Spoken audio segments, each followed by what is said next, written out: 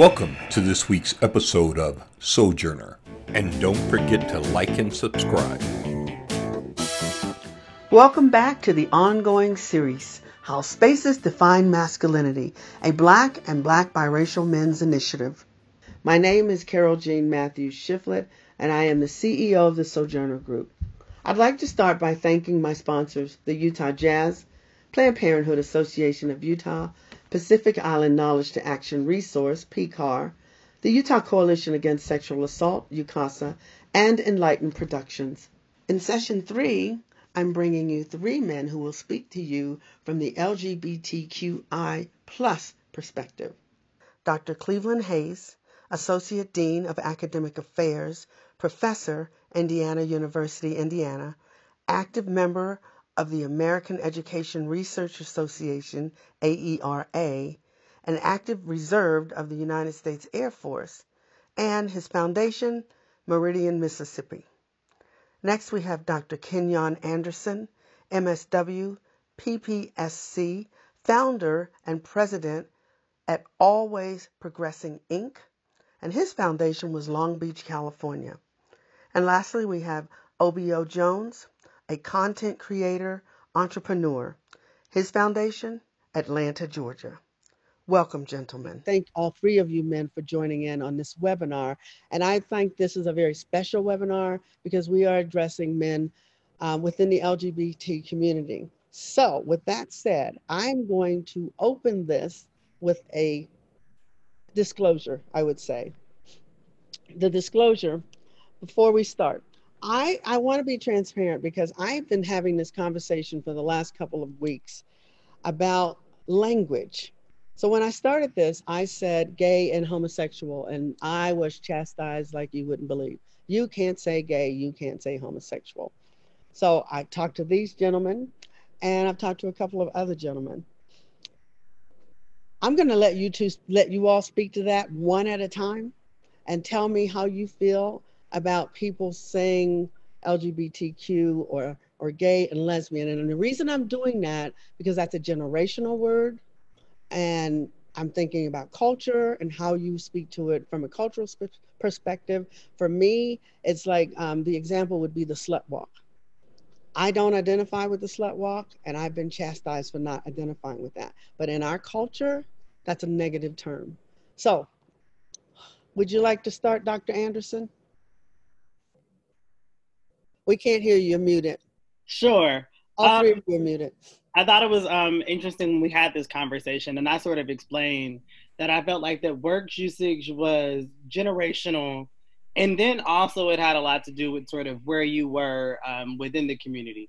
So I myself have identified as queer most recently. But when I went towards queer, I was definitely resistant because I did not see people who looked like me utilizing that word. It was like, okay, you was already gay and we're still trying to adjust to you being gay, and now you're throwing new words around, and like it sort of made it uncomfortable for some of those in my world when I sort of made that transition. Yes. So for me, I sort of see, I find that word usage has a lot to do with sort of where you are in your life and maybe what your exposure is. So as of now, I identify as queer. It may change as time changes. I do not use the word homosexual. In my mind, that word sort of seems very inundated and outside of my generation. So it's not something that I have used to describe myself. Okay. All right. Dr. Hayes. I have one correction on my introduction. I'm at Indiana University, Indianapolis, not Indiana State. There's Indiana State that's in Terre Haute. Okay. I don't use, I would just sort of kind of start off, I don't use the term homosexual either because that seems so clinical. That's such a psychological term with DSM-5 code and all that. So I don't use that term at all to describe myself or people around me. Don't use that term, etc. I use the term gay and queer interchangeably, depending upon, in academia, that term queer, that seems to be the more academic term, just because it's more inclusive of people who or who have same-sex relationships with men, or who have same-sex relationships with women, or who have same-sex relationships with both, or don't have sexual relationships at all. Sexual relationships. So I use that term interchangeably to identify myself. I identify myself as a gay male, but also when I'm introducing myself to my students, partly I think for shock value, I introduce myself as a queer radical scholar. And my mom posted on Facebook or sent me a text message or something, which I knew was going to open up Pandora's box. When I did it, and I did it deliberately around, she talking about she loves me unconditionally. I said, that includes my queer radical Black self. And she was like, well, two of those terms don't describe you. And I know she was talking about the queer piece because that's sort of kind of generational. So I use it in my writing, I may use queer, or in my writing, I may use gay. It just sort of kind of depends upon the context. Okay. And then I'm going to go to OBO. Would you unmute yourself, sir? And then thank you. Sure. I personally identify as gay, but I use queer as more of an umbrella term. So I use queer when I'm talking about somebody who may identify on more than one spectrum within the LGBTQ community.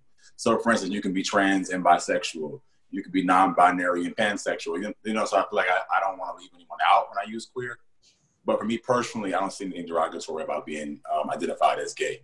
So I personally welcome the word gay. Or homosexual, if you want to be like super stiff. Homosexual feels like African-American to me. Just call me Black. Just call me gay. It's okay. Okay. And I said, the way you said stiff. And again, for someone like me, is it a generational thing? Do you accept that as a generational thing? Or, and I'm granted, I'm learning, I'm moving right along with you, I'm trying. So if I slip up in this webinar and say gay or homosexual, forgive me, I'm learning. No worries. Okay, thank you all. One of the other things, the reason we are doing this particular webinar, besides it being important, is during our first webinar, someone, and I'm just want to preface this, someone made the comment that they saw their white neighbors walking down the street with two Black boys. And then they said, and I'm having a problem with it, and they were homosexual. Everyone took that as, oh, they must think that homosexual men can't be masculine. And I said, no, that's not how I received that. I received it as two white men raising two adopted Black boys. That's how I received it. And that is how it was intended, because I talked to him later. So I just want to make sure you keep that in mind as we're talking. The definition that I have found of masculinity is the quality of manliness, habits and traits that society considers to be appropriate for a man. And I quote, society. Some typical traits of masculinity include physical strengths, a muscular body, and facial hair. That is the definition that I found, okay? So we'll start with our questions. I want you to take, first off, a couple of minutes to tell us your background, you know, who you are, where you came from, your family that you grew up in, and the adults that were in your home when you were growing up. Go ahead, and we'll start with you, OBO. Sure. So I was born in DC, moved to Atlanta very young, grew up in the Decatur area. I'm one of four siblings and two-parent dwelling, middle-class family. And it was pretty welcoming growing up, to be honest, for me. I never felt uncomfortable with anything that I could be or was. And so I think with that autonomy, it allowed me to grow who I was in a very comfortable fashion, right? And I think before society got to me, I was comfortable. But I think most of us are not, we're not lucky enough to be outcasted from what society tells you is right versus wrong. And so I think middle school is around the time I learned, okay, this kind of behavior is more advantageous to get to this place, right? And liking this person and saying these things. And so I had to kind of groom myself in that fashion. And then as of recent years, just decided to be my full self. And it's been amazing. Along the way, I've just, learned a lot of things. Like you said earlier, I'm still battling with language myself, right? I think when it comes to these kind of conversations, you have to understand that we're all individuals. And I think we tend to generalize the community because when you deal with stigma, it's easier that way. But in retrospect, you have to understand that like Black, like gay, like queer, we all want to be welcome how we want to be welcome. And so I think learning people as individuals is the best way to move needles. And yeah, so hey guys. Thank you very much. Dr. Hayes, would you like to go ahead and give the briefing of yourself and your background? So, born and raised, grew up in Meridian, Mississippi to be exact, 2-parent household as well. My parents are teachers. My grandparents are teachers. I'm, 3rd-generation teacher, 4th-generation college graduate, which is a whole different sort of kind of construct of in itself when you think about Black folks grew up in the South, and my parents being Jim Crow survivors, et cetera. Dad was in the house, mom was in the house. Men were, adult role models, for lack of a better term, were a constant constant figure in my life. Oftentimes, I didn't come out until I was in my mid-20s as a result of just something that was not okay in that time and era in the South. As a Black male, I was harassed. I mean, I can remember, there was one guy who was I was in the 8th grade, he was in the 9th grade, just made my life just hell. And when he got indefinitely suspended for doing something, who knows what he did, I was actually quite rejoiced because that means the torture was over. And then when I got into high school, I sort of kind of had my own identity and all this kind of stuff. So I would have to say, I think a part of this sort of kind of generational was that I just didn't necessarily feel comfortable with, sort of kind of trying to hide it and then praying it away and trying to understand what all this means until I got into my mid-20s. And then I'm like, okay, this is just who I am. And I'm no longer going to fight this. Matter of fact, Carol, I came out to you before I even came out to my mother. I know you did. I remember that. Any more? Anything else? That's it. Okay. And Dr. Anderson, what about you? So I'm trying to figure out exactly what parts I'll share now. So born, raised, educated in Long Beach, California. I grew up in sort of a mixed family household. At some points, there were a lot of people around, and at some points, there were few people around. Just a result of growing up in sort of a kinship network. I was the first in my family my immediate family to graduate high school, go on to college. So there was a lot of firsts that I was experiencing as it related to that. And then also just sort of other things that we face that for me really placed my sexuality as a secondary. Growing up, my concern was more about surviving and doing what was necessary to survive. So it wasn't something that I truly even considered as an option until I got to college. And I was on my own and I was able to control my environment a little bit more. I think in terms of my understanding of being gay in my environment, it was just one of those things that people were not allowed to do. There were rules, there were sort of procedures, and that was just one of those things where it was just people like us don't do that. I could hear my mom saying this without she's never actually said this, but she's like, you're young and you're a Black male. So I couldn't add a third strike. So being gay was another thing that it just wasn't gonna happen. And then I sort of carried that with me through my early adulthood. I came out to my parents when I was probably around 21. And then it just sort of stayed there. There wasn't a uniform conversation with the other members of my family. It was just sort of my parents and a couple of my siblings, and that was it. And no one ever talked about it until I came home with a boyfriend who I was with for 5 years. Then it was oh, so this is real. So you're doing this.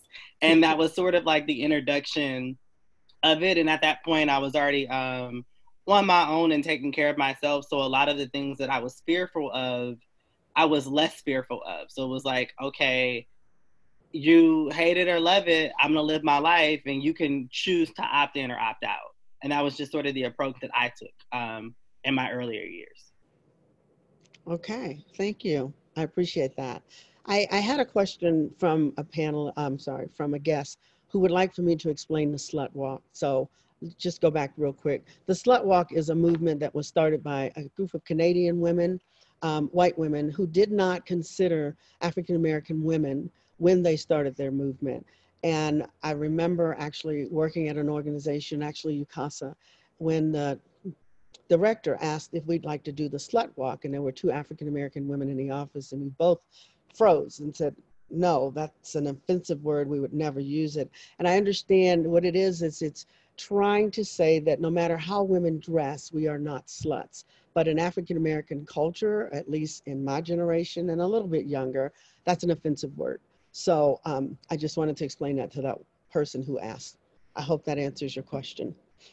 So the next question I have for you is, what did it mean to be a man in your home environment? You want to go ahead and continue, Dr. Anderson? So my impression of what it meant to be a man was really centered around doing.